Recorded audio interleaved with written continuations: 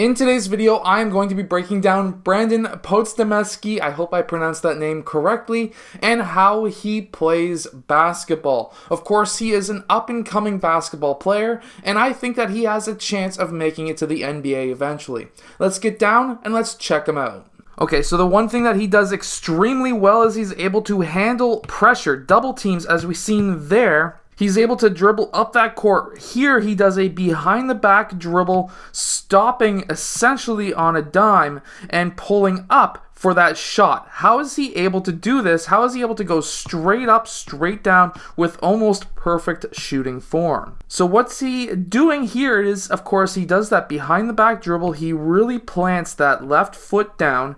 He's able to then hop off that left foot, so that then he gets his feet planted to exactly where he wants them to be.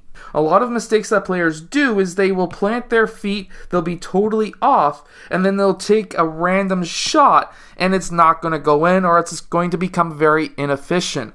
Well, what we have here is somebody who is extremely smart, extremely skilled with footwork, so that he can pop off of that left foot and then plant both feet exactly where he wants them, because remember, we have two steps.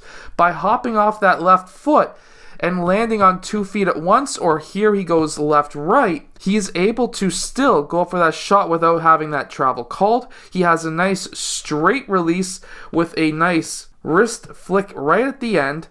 And of course, that ball does go in. So now in this next clip, he is attacking that baseline on the right side, and he notices that he's about to get double teamed by these two players. What's he do? Well, he pushes off of that left foot right there, and then he's able to push off and plant right-left. You should be able to plant right-left and go up for your shot. This is something that every single player should try to learn and practice.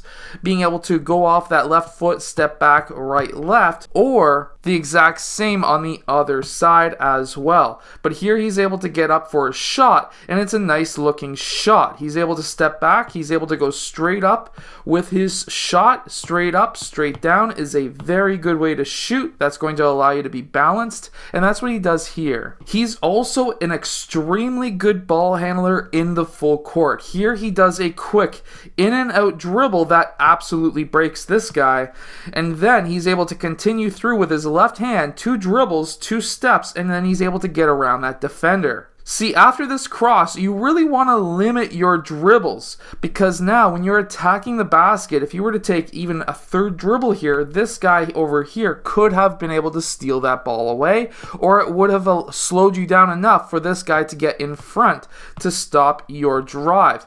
Well, here he's able to go left, right, and now he has that opening. What he does is he brings that ball high to get above this defender. That defender is going to be trying to take a charge. He's not going to be trying to get that ball.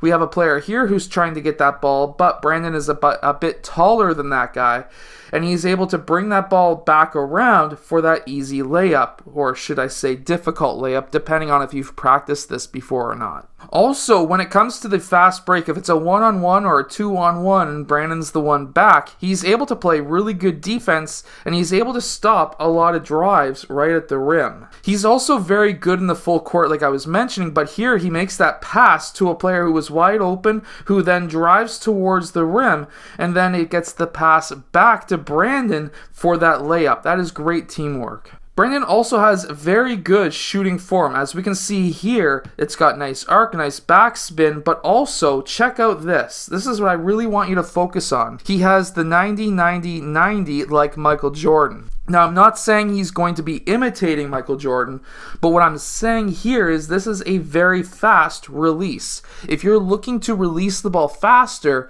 you generally want to have a 90 on the shoulder, 90 on the elbow, 90 on the wrist, and that's going to allow you to have a nice, fast, consistent release. Obviously, having your shoulder and elbow pointing towards the rim, having that ball. Here he has it in the middle of his forehead. However, when he goes to release, we actually see a little bit of a thumb flick with that offhand pointing towards that rim. So it's kind of a hybrid between a Curry and a Michael Jordan type of shot, because he has that soft release as well. But I'm going to go further into depth on his shooting form in a future video. He's also able to finish with both hands around the rim, and here he's able to finish with his left hand on the right side because this defender started to go out towards the opposite side of him to try and block his shot on the right side.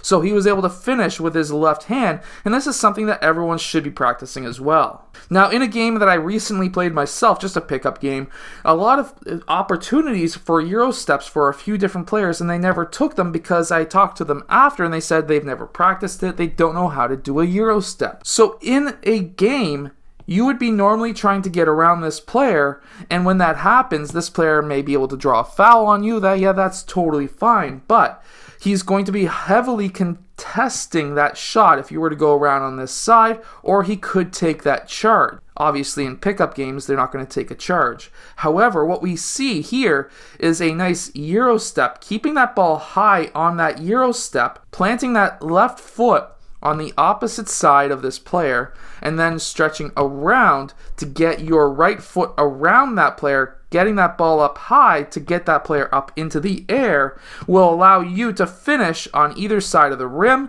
However, here he went back towards that left side because he had a defender here who would have blocked him on this right side. So by really practicing your Euro steps, you can become a fantastic basketball player and get you out of positions where you could have had a foul drawn on you or a heavily contested left-handed layup that may have resulted in a block or worse, an injury. So Euro steps will help you reduce your chance of injuries because you're going to be able to get around those players who are trying to take that charge on you.